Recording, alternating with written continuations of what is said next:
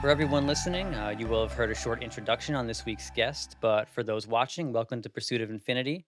I'm your host, Josh, and joining me today is podcaster and fellow seeker of knowledge, Sergio Halabi. Sergio, thank you so much for joining me today. Hi, Josh. Thank you for having me. It's my pleasure. Could you tell everybody what your podcast is about, with the structure, the format, and how it came to be? Yeah, sure. So my podcast is called Paradigm Shift with Sergio Halabi, and basically the purpose of that is to dig into ancient knowledge, stuff that have been kind of forgotten over time, and to kind of understand and pick out what actual truth is from that information. As I feel so many things have been lost through time, whether it was on purpose or not, from mankind in general, and basically so I bring this ancient information, these philosophies, ideological beliefs and stuff, and the purpose is I want to find a way to prove once and for all, basically, that mankind, we have been worshipping false gods and false deities for centuries and millennia and stuff like that. And that these gods, they're nothing more than just, perhaps advanced beings, whether they came from somewhere else or whether they came from an even a more ancient civilization of mankind or a version of mankind. And it seems that the more I read into it, the more they have been tricking us into worshiping them as gods. So we, as humanity, we have sort of we forgot what our connection to the creator or to actual god is, to the universe. We forgot our power, what we can achieve, because we've been fed these ideas and lies that we're weak and we're sinners and we can't achieve things, and we need people with more information to tell us what is love, what is god, what is all this. So I want to bridge that gap between all these false ideas that we have been fed for centuries, and to shed light over what we can achieve, because we can achieve so many things as people. We have intuition, we have precognition, we have powers that we've been told we don't have. So that is what I do. And basically I have I get an idea and I have a podcast. Each episode is about 15 minutes, so I try to simplify it as much as possible, because my purpose is to bring these ideas to as many people as possible and not make it feel like it's overwhelming or it's too much information at times. So I need to break it down, bring the simplest version of it to my episode, and that's what I put out there. So that's how it goes for me. Yeah, when I first saw your podcast and started listening to it, I noticed that the episodes were like 12 minutes, 15 minutes. And I was like, oh, okay, interesting. That's very intriguing. And when I listened to it, I understood because you really do condense a lot of information into like a very small package, and it's really beautifully done. So thank you for what you're putting out there. I really love it. Thank you for that. I mean, that's the whole point, because the world it's so loud around us with so many things. There's so much information all the time, and I feel like, I want to get as much information as possible out without taking too much time. So it feels like someone could be like, oh, you know what? That's like just like 13 minutes. I can listen to that on a car ride somewhere, so I can just put it and listen to it and get some information without making it too heavy or too much. So, what is it that you think about ancient knowledge, about spirituality that's becoming like so big nowadays? Because you're seeing like a resurgence of a lot of this ancient knowledge, and to me, it feels like people are hungry for it. So, why do you think that is? I think we've been pushed to our limit as mankind. We've been told so many lies over the years. We have been, hunted down, rejected, excommunicated, exiled, just for certain people when they come up with certain ideas, and it's the reaction is always the same from any form of organized religion in general, which is also kind of now seeping into science, which I feel like in a way it's sort of turning into its own religion, because people are now rejecting any new idea and they go, but no, no, scientists have said this and that's the only truth that exists. And that's not even the purpose of science in general. Like, that's just as a side note. It's just science is always in pursuit of knowledge, and we keep experimenting to finding it. So I feel people for a while have kind of forgotten what it was like to research or to understand that knowledge, what we've accepted everything just at face value. It's like, yep, this is truth, yep, this is reality, that's it, we don't want anything else. And because everything have reached like a boiling point with mankind, we've sort of have for the past 20 to 30 years, it's been like slowly sipping into, and now it's becoming more and more accepted that these, spiritual ideas that once, mankind strived on those ideas. Like we were, it feels like we were much more advanced spiritually 1,000, 2,000 years ago, 4,000 years ago than we are now. So it feels like there's a thirst for that truth and that knowledge to come back. And it's happening all over. Like you just feel it with everyone around you. Like people are talking about things that weren't really discussed before, were considered maybe taboo, were considered on the crazy side. But now it's becoming much more accepted and more mainstream, if you want. And that's, I just want to feel like I'm part of it as well. And like I just want to do my part by bringing that to light.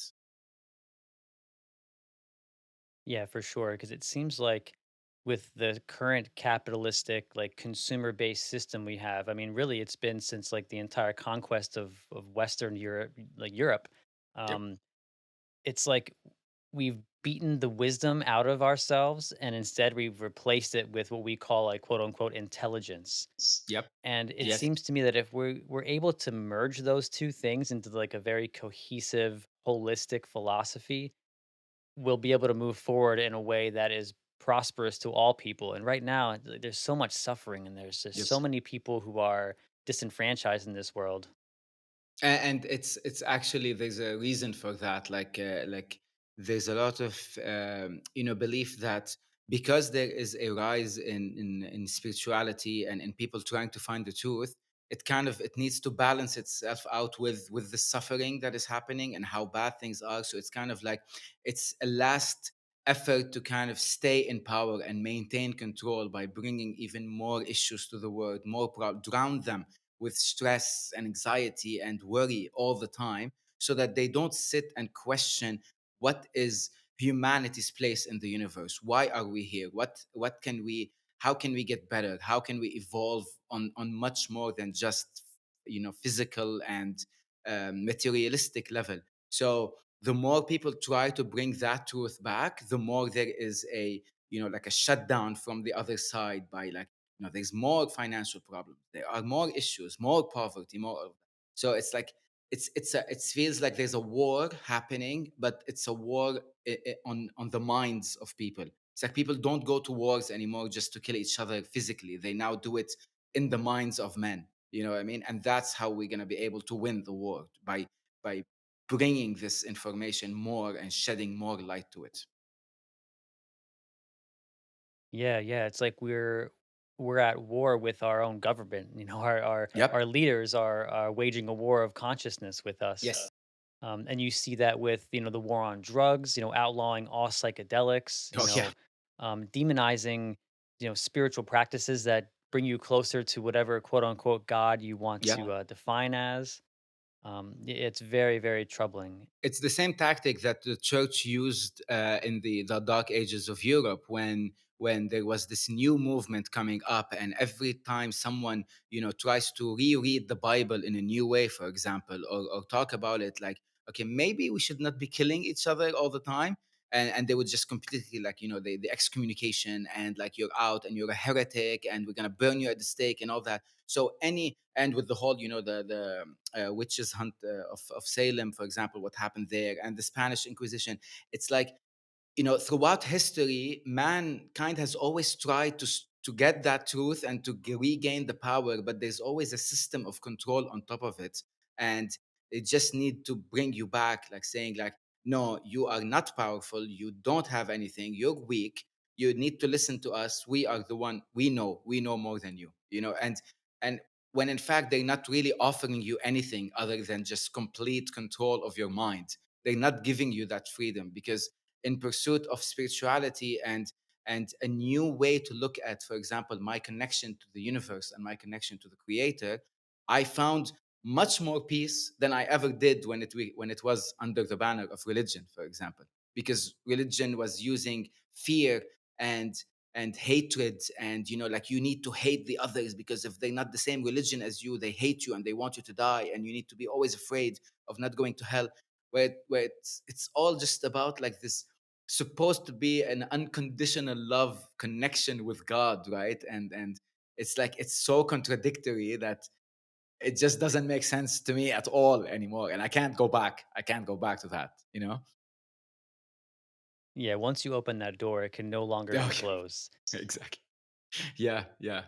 And it seems like these religious organizations and any institution that really tries to impart its will on the people under the guise of spirituality, like you said, they use fear and they use a tactic where like they're telling you what you should believe instead Yep. of like teaching you how to connect to God on your own by yourself. And they demonize any mode of consciousness that promotes feeling God for yourself as opposed to being told what God is. Exactly, because the moment you say, well, I was, meditating or praying last night, and I felt this connection with God, and it told it like, I felt like I need to be happy, for example, right? Like I need to do something. Immediately, the answer is like, yeah, that was the devil talking to you. That was Satan, tempting you with things because you're not supposed to feel good, and so there's always they always go back to this guilt and shame and fear, which is all like very very low vibrational emotions to keep you there. So that's the job. I feel like like this is purpose that I found where I need to keep talking about it, and I don't care how many people think like, oh, maybe he's off the rails, he's crazy and all that. No, like it makes so much sense. And even when you were talking about like psychedelics, for example, like how are you making something that is in nature, like actual a plant, for example, how are you making that illegal, but you legalize whatever you grow in a lab and you give it to me as a pill? You know what I mean? Like it doesn't align with any logical thought. Like this is a plant that exists in nature that if I take it, I'm gonna experience whatever, but it's a natural thing. And you're telling me that's illegal, I go to jail for that. But oh, here's a pill that's gonna give you like for an antidepressant, and we've cooked it in some lab, and the side effects are the list is infinite of what it can do to you and what it can cause you. There's no logic at all in any of that behavior. Yeah, these pharmaceutical commercials, have you seen them? Like, I mean, they spend like a tenth of the commercial like explaining what it can do to help you, and then the rest of the commercial is just like all these crazy side effects, like Yep. internal bleeding, your eyes are Yeah. gonna explode. Like it's insane, man. I've Like had people who were taking some pills and they were like, you know what? I'd rather the original it's disease that I had than the side effects I'm getting from these pills. Like, I can't deal with this anymore. Yeah, yeah. They don't care about us. They don't care about our health. They don't care about our well being. They just want you to be addicted for the rest of your life and pay money. That's it. yeah, meanwhile, alcohol, as Graham Hancock would say, the most boring of drugs is legal and culturally sanctioned. Exactly, and like how the disadvantages of alcohol it's are insane. Like you're destroying your liver. There's alcoholism involved. You become addicted. It changes you. It dehydrates you. Like the list is insane, and that's legal. And then come and like smoke something up, and they say, oh no, that's like the work of the devil, and don't do it. Like even on a scientific level, it's better than alcohol, and just it's completely legal and everywhere. It yeah baffles me. Not to mention, like the entire description of Schedule One in terms of the Controlled Substances Act, which includes marijuana, DMT, LSD, psilocybin. The whole definition is that these are highly addictive substances with Yep. no medical value. Meanwhile, I have a Yeah. medical marijuana card in my state, and then like multiple states in this country, it's recreationally legal. So like these laws don't even match up. Exactly, exactly. And how many times have we seen these like experiments done by regular people who, like, for example, someone who has Parkinson's disease, someone who has epilepsy, and like they say the immediate change whenever they actually like get the cannabis oil, for example, and they drink it. And it's like a miracle. You know what I mean? Like the effect are so immediate. There's a guy I remember who had his son was 8 years old, and he said when it was first, I think, legalized in the US, it was in Colorado, if I'm not mistaken. And he moved his son there. And he said the one day, or the first day, where his son did not get an epileptic shock was when he tried cannabis oil. Like, can you imagine? Like, you're seeing your child, he's 8 years, for 8 years, he's experiencing something. And the cure is right there, sitting right there. And like, no, you can't have it because, a patient cured is a patient lost. So they will not give it to you. That's such a good quote. I love that. A patient cured is a patient lost. Exactly. And you know what they do to also promote their way of thought is like they call everything like a blanket statement of a conspiracy. You know, the Oh, yes. conspiracy theory. I forget when that term was coined, but yeah, everything nowadays that doesn't coincide with the status quo is considered a conspiracy theory. Yeah, and it's funny because like the amount of conspiracy theories, quote unquote, which have been proven to be correct, are so much. You know what I mean? It's kind of like become a joke where like, oh, so you're calling me a conspiracy theorist, but everything we've been talking about, like, for example, like, let's say, when it comes to UFOs. And people have been reporting UFOs for decades and everything and all that. And every time the government comes up, no, no, nothing's wrong. No, no, weather balloon. No, it's fine. Testing, whatever. And then in 2020, they actually released a video from the Pentagon saying that these were UFOs and they are breaking the laws of physics because they are moving in a way without leaving a trail behind. They're moving at such a high speed, no shockwave, no anything. And it's like, yeah, we've been saying that for years. You know what I mean? So it's like, we, at some point, it's just conspiracy theory. The word is just used to kind of like discredit people like me, for example. You know what I mean? Like any one of us who's trying to find the truth or questions anything. Oh, you're just a conspiracy theorist. It's your nut job. No, I mean, like, it- we don't just wake up one day and claim something. It's based on reading and a collection of ideas that work together as a whole. And that's when the theory comes up. It's not like I wake up one day, I go like, you know what, I think there are aliens.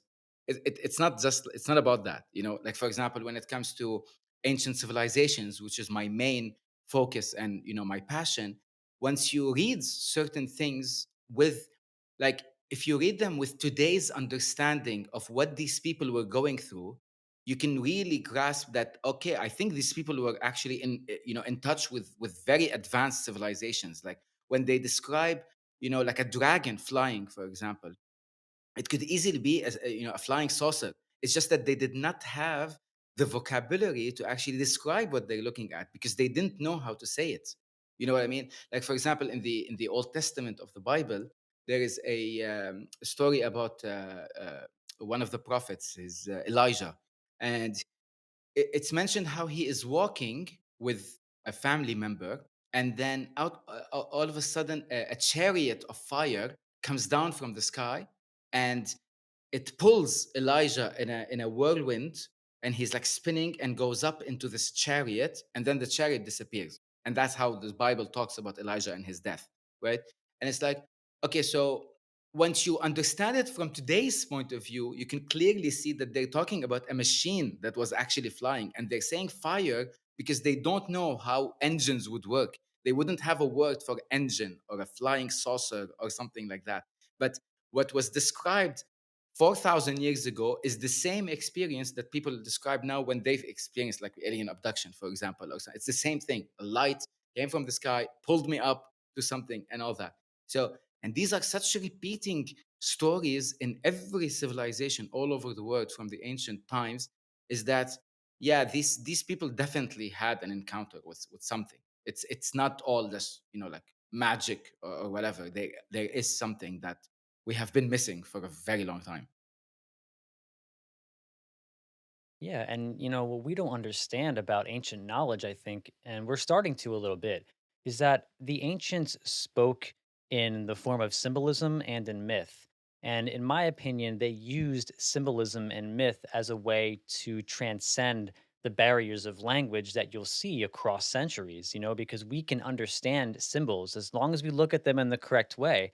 But when you look at symbols and myth as if they are literal, w- it turns it Yeah, into like a fairy tale, and that's what our the powerful people right now, they exactly. institutionalize these things, and they make them into stories and say this is Yes, fake, this is yes. a fairy tale. Yes, exactly, exactly. Because I feel like on some level, when it comes to their beliefs, they were being very symbolic, and like, they were trying to transcend all of that. But at the same time, when they tell stories, there's no reason for them to be so symbolic, especially with some of the words they use. So I'll give you an example. Like, I don't know how familiar you are with the first ever civilization in Mesopotamia, and in Mesopotamia, and the pantheon of the gods, what they called them, they were called the Anunnaki, right? And now the Anunnaki, as a name by itself, when you break it down, Anu, Na, and Ki, it actually means those who came down from the heavens to earth. So they were literally describing something that they saw, or beings they saw that from the sky went down in front of them. You know what I mean? Or else they wouldn't have named them in that capacity. Like, for example, okay, if I'm to follow the Abrahamic religion, and that there's a God who's a creator of everything, that's awesome. But that God did not come down to earth, right? Like as a God, as a creator. We're not talking about Jesus. I'm talking as a general. So there's no description of him as coming down. But different civilizations of those time, they would actually talk about them as if they're living among them. Like he would walk, and then he would do this, and then they would have a gathering in the sky. You know what I mean? Or like when certain, like like Moses, for example, when he would want to talk with God, he would actually go to a specific tent, and he would sit inside, and then God would come down in a pillar of smoke, and he would talk to him, and then the face of Moses would turn all white. It's almost like they're describing actual visitations by someone. You know what I mean? By actual beings that they refer to as God, because that's what those beings refer to themselves as. They were like, we are gods, worship us. It's as simple as that. And you're here to, serve us and be our slave. Yeah, and also, it could be interpreted as like a civilization that was highly advanced that coexisted with like a hunter gatherer Yep. civilization Yep. that like maybe traversed the seas and gave them information which seemed godlike because it was so far advanced from what they've been Yes. used to.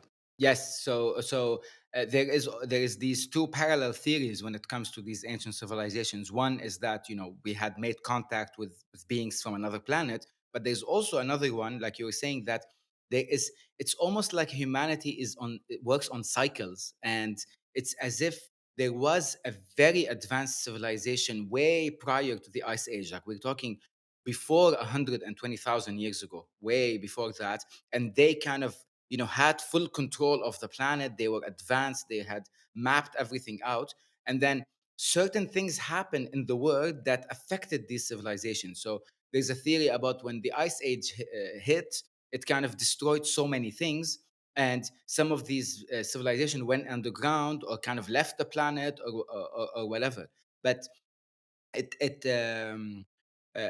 because now, for example, I'm not sure if you're familiar with the because the ice cap is melting, right, in the South Pole, and some structures are starting to appear that clearly are not natural. So there is an actual coordinate. If you want to look for it, they you can actually see at the top of a pyramid, which is starting to appear in the South Pole, uh, which indicates that if a civilization existed and built a pyramid, it existed way before the Ice Age happened. So we're talking hundreds and thousands of years before.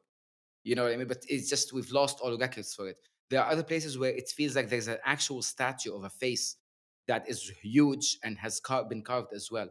So um, it's almost understood by the ancients that they had information from an even older generation, from an even older civilization that has been passed down to them and was lost over time, and now we're kind of trying to re-understand it again and again. So it's like this cycle that keeps repeating that we're on. And it's not an unfathomable thing to think because right now we currently live in a world where, you and I are speaking over the internet on Yep. computers. And meanwhile, in the Congo and in other places in the world, you have hunter gatherers who are still thriving and living. So, say like a Graham Hancock is correct, and there was, a gigantic meteor that smashed into the planet 12,800 years ago.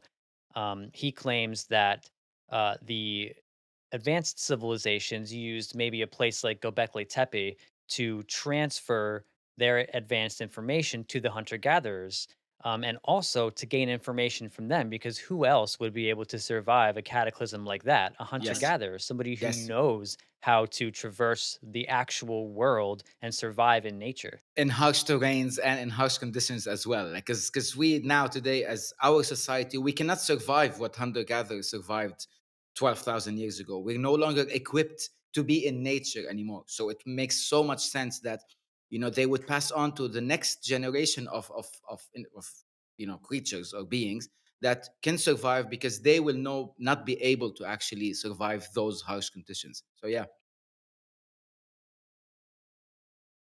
Yeah, it seems very plausible to me. And the UFO thing too. I mean, it is very, very possible that.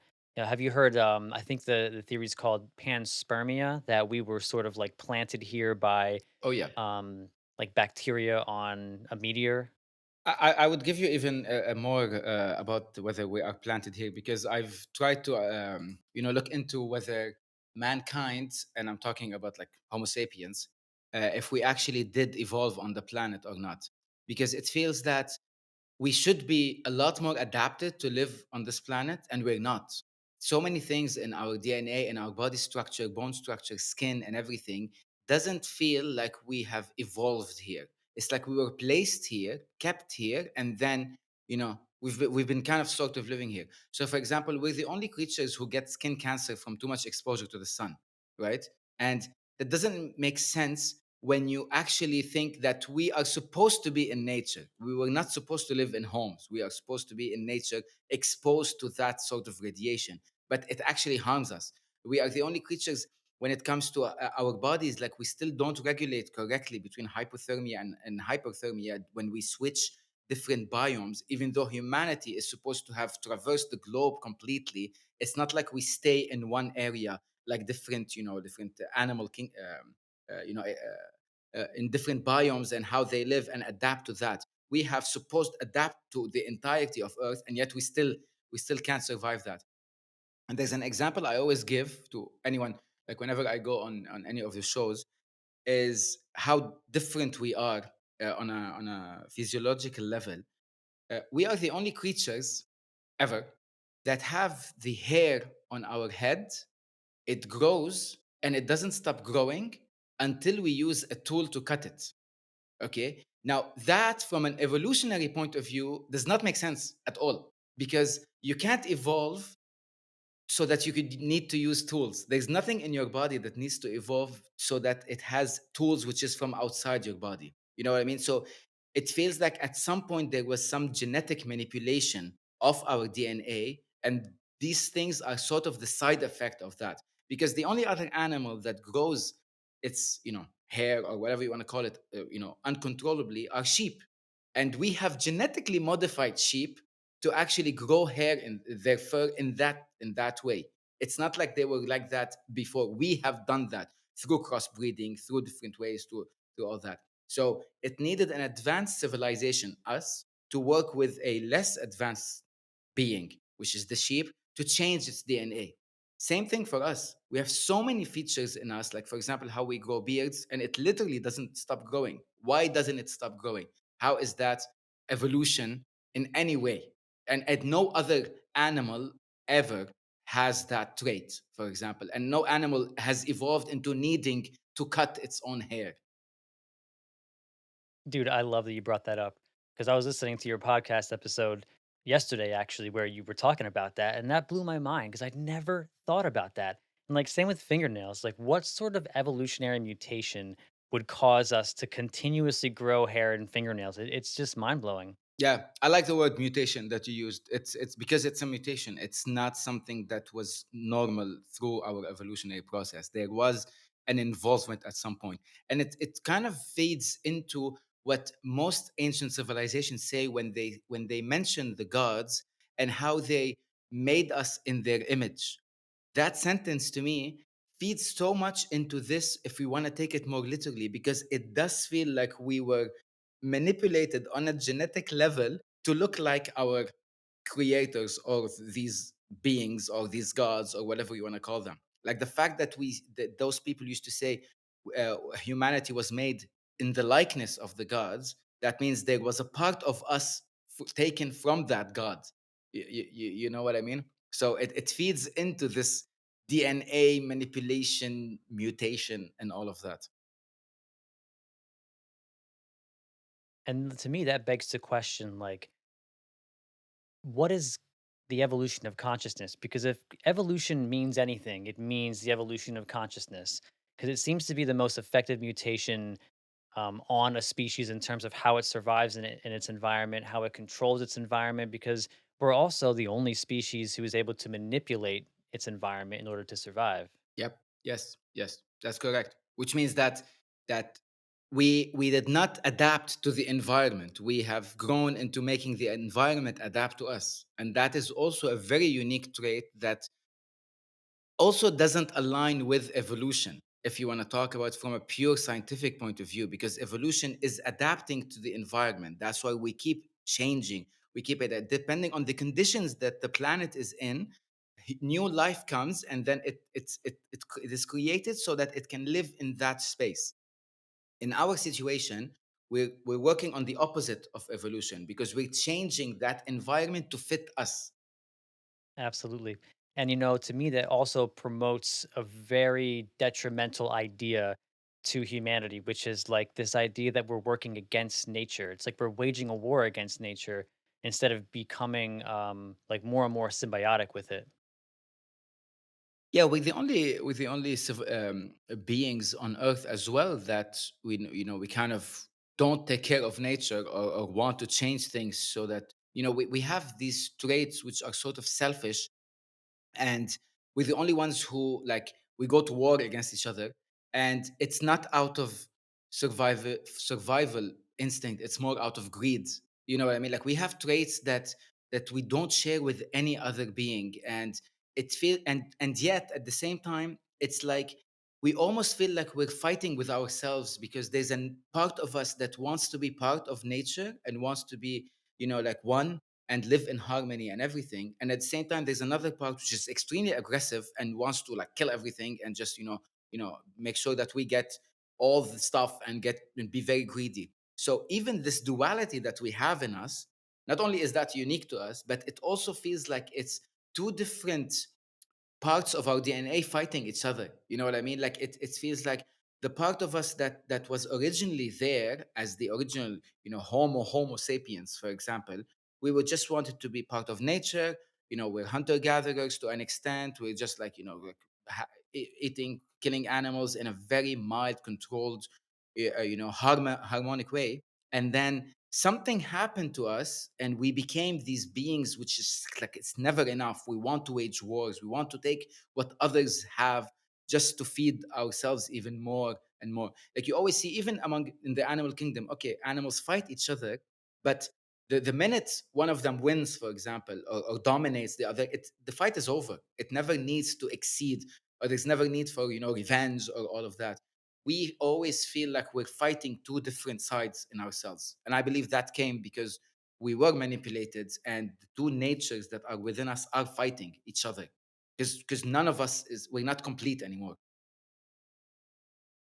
Yeah, it's like the divine mind versus the monkey mind or something. I think Yes. it's pretty accurately represented in a lot of movies and TV shows when they have like the devil on one shoulder and Yeah, the angel on the other. To me, exactly. a lot of those types of representations are like a subconscious manifestation or representation of like the actual battle going on inside us.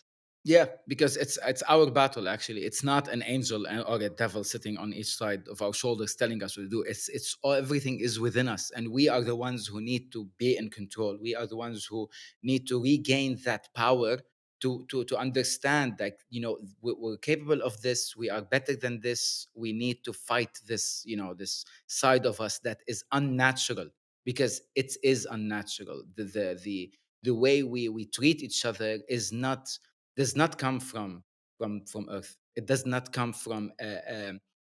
If we want to look at Earth as a being that is capable of creating life, because that's what Earth is. Planet is capable of creating life, right? And Earth would not create life that wants to kill each other. It just does not. It hasn't done it in its entire history. So for us to be that way, it does not feel that we are from Earth, or that, we evolved here. There's something at some point that happened to us.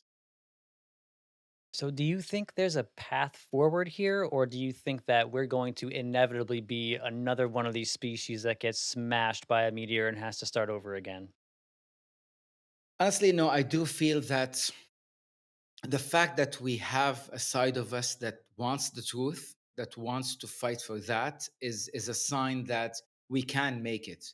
Just because we're not purely working on instincts, and just like with everything that is negative and bad and all the stuff that we are capable of doing, we are also capable of doing so much good.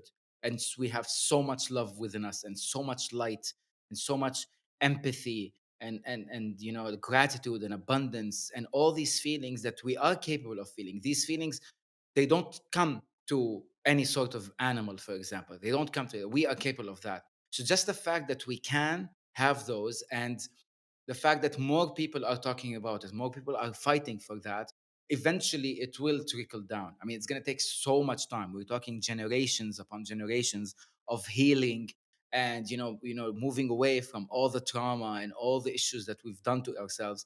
But it it doesn't stop, and it's not the first time that this is happening. So even though now we're more on a spiritual path, if you want, even when we look at, for example, let's go back to the dark ages, and when we talk about the Renaissance movement, and how there was a rejection for like, we can't live like this anymore. We need to express ourselves with art. We need to create music. We need to create paintings. We need to. That was also humanity awakening as well. So it's not like, throughout all these thousands of years we've just been like, stepped on for all time. No, I mean, it has come through time. Every couple hundred years, 500 years, 600 years, something happens to mankind, and we go like, you know what, we are better than this. We're not just gonna kill each other. We're not just gonna die from the plague. We're not gonna, we're not gonna be controlled anymore. We're gonna create something. And then we wake up, we do these changes, we bring them to the world, and then a new form of control comes. So now another 500 years pass, and then we have to, you know, wake up all over again and then talk about it. It's just this always battle going all the time, all the time. Just takes so much time for us. Yeah, it's like a cycle of growth. So, do you see any sort of philosophy, religion, or spiritual dogma that is like sort of on the right track that you think is exemplifying some of the lessons and paradigms that will move us forward? I mean, I honestly didn't know it had a name until like maybe a few weeks ago or something. But there is something called pantheism, which is this belief that there is a light of God in each one of us, basically. And what we so when it comes to, when if we want to talk more spirituality, I subscribe to the idea that us and God and the Creator, we're all one. We're all part of this divine consciousness, and that God is, manifesting itself through us, and is witnessing itself through us, through our experience, through our lives, through everything we're going through right now, and we were going to keep going through until the end of time, which is, time is just a construct that we see. So it's kind of difficult to find words to describe those things.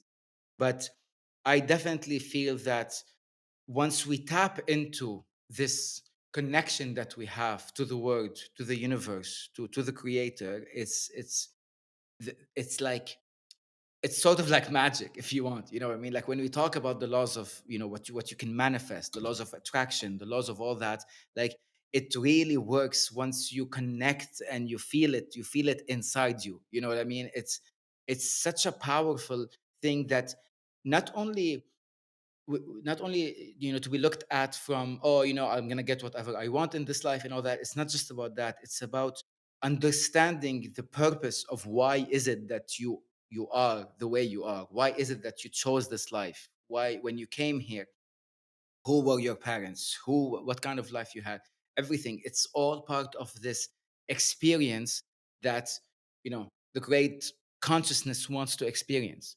You know what I mean? So it's I have this tattoo here. I don't know, it's going to show on camera, but basically the vesica piscis, and to me it's the perfect representation of everything, because it has the creator, and the creator needed, because I mean, creator was the only thing in existence, and if you're the only thing in existence, then nothing can witness you, nothing can manifest you. So once the creator came, he split into us, into this creation that we are. And what we're experiencing now is just the creator witnessing his own creation. You know what I mean? So we're just going through whatever can be there is in the entirety of this universe and all the other universes, and everything. So it's just this idea that we are connected through this, unconditional love, and we can manifest whatever we want. We can be empowered. We're not weak, we're not sinners, we're not like we don't need anyone between us and the creator. That's how I see it. You're speaking my language, man. And it seems to me that there are ways that, this quote unquote God allows us to experience itself or to feel it for what it is. And to me, psychedelics are an amazing way to Yeah. do that. Have you had any experiences with psychedelics or any other mode of consciousness that I have has not allowed you to actually. merge with and feel what God is? I have not, not in terms of psychedelics. Definitely, ayahuasca is on the list at some point, in the future. But I have not experienced. What I have experienced and what I have worked with is I've done out of body. I have done astral projection. I have visited the Akashic records. I've been to places. Yeah, I've done past life regression meditation and stuff like that, and I can talk about it like forever, and I know what I felt, what I've experienced. I can, there's nothing that's gonna stop me from believing what that side of reality is. You know what I mean? I have personally talked with people who were pronounced dead, and they've experienced a near death experience. I've researched into this on a personal level, not just reading about it. And the amount of people who talk about this feeling whenever they went to another place, and this love that they've been surrounded with, and they just felt at home, and it's like I've been here before. And what they felt, the stuff I've experienced when I've astral projected, I've completely disconnected from my body. Like I stopped hearing things.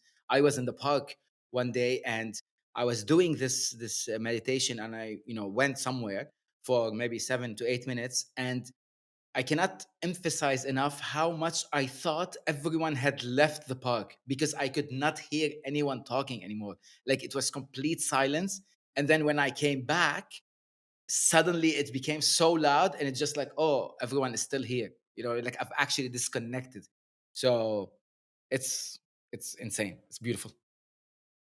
It is, yeah, it's so crazy. I've been doing a lot of research on near-death experiences as well, and oh my God, it's outstanding how many people have the same type of experience, like you said, of going home, of merging Yes. with pure love and compassion, and when they come back, their lives are changed Yes. forever.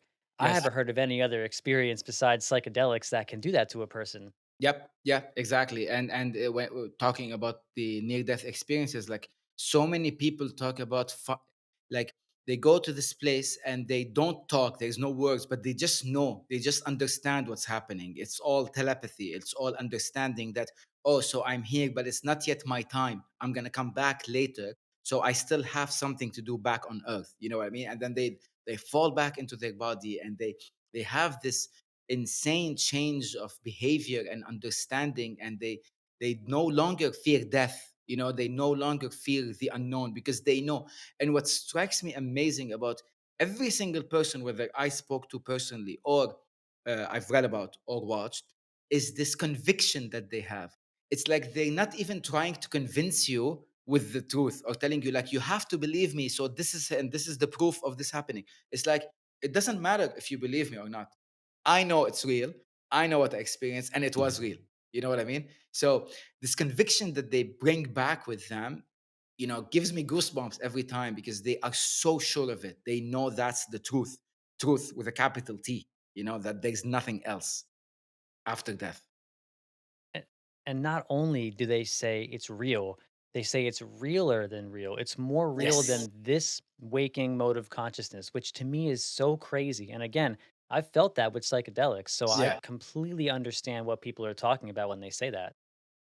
And here's a question for you. So when you've experienced that, it also affects you when you kind of, you know, come back and you know, you're off of it or something. Like how do you see this reality versus that reality? Well, I mean, it's changed my life in so many ways. I mean, completely, very dramatically. For one, I was an absolute staunch atheist before I started delving into psychedelics. And within the first few minutes of like the peak of my first experience, I was just, it was gone. The atheism was gone, Wow. because you really feel what it means to be connected to spirit, to your soul, and to whatever you want to define as God. Yep. You know, God seems to be like a pathetic word compared to what it actually is when you Yep. feel it and when you merge with it. And, when I came back, and I continued to do psychedelics every once in a while, every probably few months, I'd say a few times a year. And it's like a reconnection with that thing, and it just changed the way I look at everything. It reprioritized my relationships. It reprioritized the way I think about work and the way I spend my time and the way that I show love and compassion to the people around me. Do you feel that you accept things now more? Like if things are happening maybe that are outside of your control, do you feel like things to you, like you kind of accept them in a better way than you did before? Because kind of like I'm going through that as well. Yes, for sure. It really helped me to prioritize like the way that I care and value things that Yeah. I'm not able to control. Yep. Even when it comes to like when I look at what's happening in our politics, Mm. that used to really get me bent. I used to be real bent out of shape about the way that our political system has been handling things, and I felt super nihilistic. Mm. And now nihilism is not even a thought in my brain. When things come in, I'm able to have compassion for them and compassion for people who don't agree with me. And I'm able to really analyze situations in a more like grounded way. No, yeah, I completely agree. And I relate to it so much because I had never felt this acceptance of things the way I do now, like for the past couple of years, even though I still have some of the same problems. For example, let's say on a financial level, and I would go couple of years ago, I would be in a very bad place, and I'm like, oh my god, and this is horrible, and I'll get this this anger and this hate towards other people, and why does this one have more than I do, and why is it my life so difficult, and so on and so on. And now it's like there is a peace that's inside me. There's an acceptance that what, it's happening and somehow it's going to work out and it's going to be okay and all that. And it's not like the problem stopped. It's just the way I deal with them is the way it changed. And I never got that before because when you look at like the biblical gods, okay, when we're talking about, let's say Abrahamic religions in specific, he comes off as such an insecure child, you know what I mean, who needs you to pray for him all the time. And he's like, screwing your life all the time just to teach you a lesson, and like, yeah, God knows better and you should accept it and stuff like that. And it just made me so resentful for years. It's like, why would you do this to me? Why would you make me, suffer this much?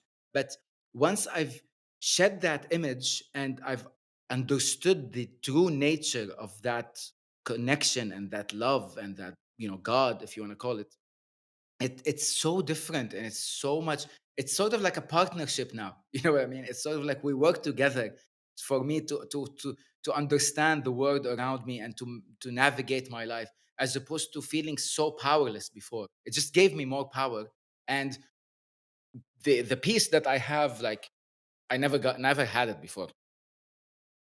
Yeah, it's amazing. And it also when I was before I delved into psychedelics, when I was a massive atheist, I used to despise religions and I used to like to go online and fight with people and prove them why their God wasn't real and this and that. But after experiencing the divine for myself, I have so much love for people who are, in their religions and doing their thing, because like I understand now that although I don't agree with the institution in which they practice, we're all pointing at the same thing and we're all trying to climb the summit together. I agree completely, because it feels like at the basic ideology of every religion, there is some truth, and they're trying to tell you something. There is some sort of connection to the divine.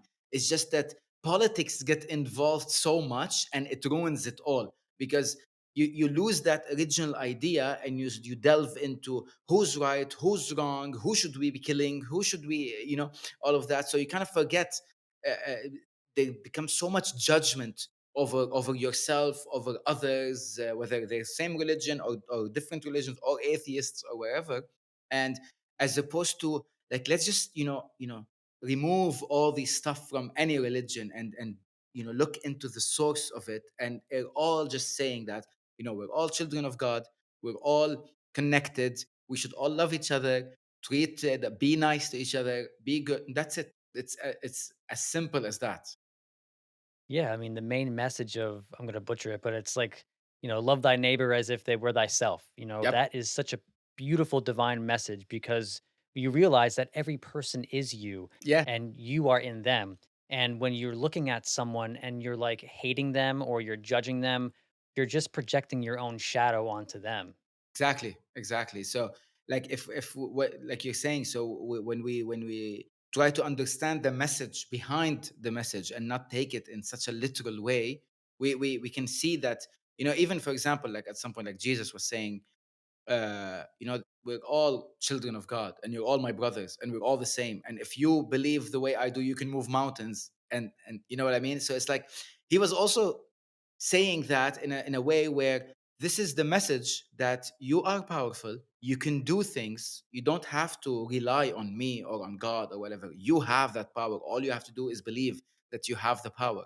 But that was taken and transformed into something extremely ugly when it became, an actual religion.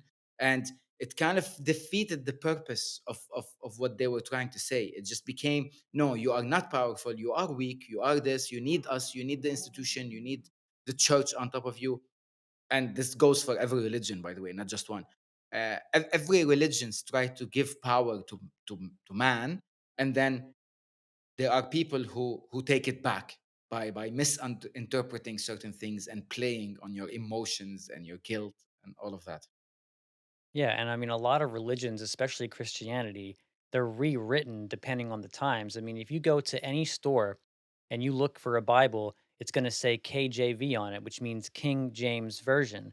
And if there's a version that was curated by a king, then to me, that means that this was edited in a way to promote control, not to promote, a higher level of compassion or connection with God. True, because all you need to do is change a few words here and there, or at least change the interpretation of these words, and you have a completely different meaning that strips away the power from the people, and gives it to the church, or gives it to the king, or gives it like that. Like, just need to, you know, edit a few words here and there. And it's a tactic used everywhere, even in politics. Like, even in politics, people now work with more ideology and more black and white, when it comes to certain things. Like, if you voted this, that means you're this and that and that, and khalas, you're completely labeled in that way. And there's so much gray area. And religion doesn't deal with gray, they just deal with black and white. And that is extremely, extremely, like, destructive to every progress that mankind needs. When you deal with, either you're right or wrong, you're with us or you're against us. That's it. Yeah, you're so right. And it brings to mind when you talk about the politics, they use like phrasing that makes you think that whatever law they're about to pass is going to help you. Yeah. Like, for instance, the Patriot Act. I mean, who could vote against the Patriot Act, not knowing that we're going to be mass surveilled with this legislation? It's just crazy, man. Yeah, it's sort of like, what would you give up for your own security, right? For your safety, are you willing to give up your freedom to get safe? And then of course they play on that fear for that you need to be safe and you need to be secured and you need them to do this for you. And they do it over years and years of brainwashing and same words going into your mind all the time. You're not safe, you're not safe, people want to kill you, people want to destroy your way of life. But when it's most of the time, everyone just wants to live their own life and just, have, not worry about certain things or about how to make money and all that. That's it, you know but they just feed on that so much, and you end up just, giving away your freedom, giving away your freedom of thought, even just to kind of be safe, stay safe. And that's like, it was, I don't know if you read the book, 1984. Have you read it? Yeah. Yeah, Mhm. it's like a manual. It's like a manual for what they're doing, because all they have to do is keep creating fear and unsafe situations for you to feel like, I need someone to take care of me. I need someone to keep me safe. That's what they keep doing. Like, notice how wars never finish. They never finish now. There's never a winner and a loser. Even now, with the war that's happening now, I'm going to mention it too much, but it will never end. There won't be a change of system, or some country will lose and another. It will never do that, because the business has to keep going, and by the business keep going means that there's always a new face of evil that has to rise, and we have to fight it. And then it suddenly completely disappears from the media and from the information, and you forget about it, and then suddenly a new face comes up, and there's a new reason for you to fight that war. It's just, it never ends, it never ends. Whether this is on a political level, whether it's a religious level, there's always a new threat that you need people who are above you to take care of. Very well said, man. Very well said. Sergio, I knew that this was going to be a banger of a conversation. We're very like minded individuals, and I really appreciate your time. I just have one more ridiculous question for you. I'm going to steal this from Lex Friedman. If you ever heard his podcast, he used to ask every guest at the end, what is the meaning of life? Ooh, that's that's a difficult one. Meaning of life. Honestly, to me, it's not like, I would have said difficult a couple of years ago, but to me now is to experience everything.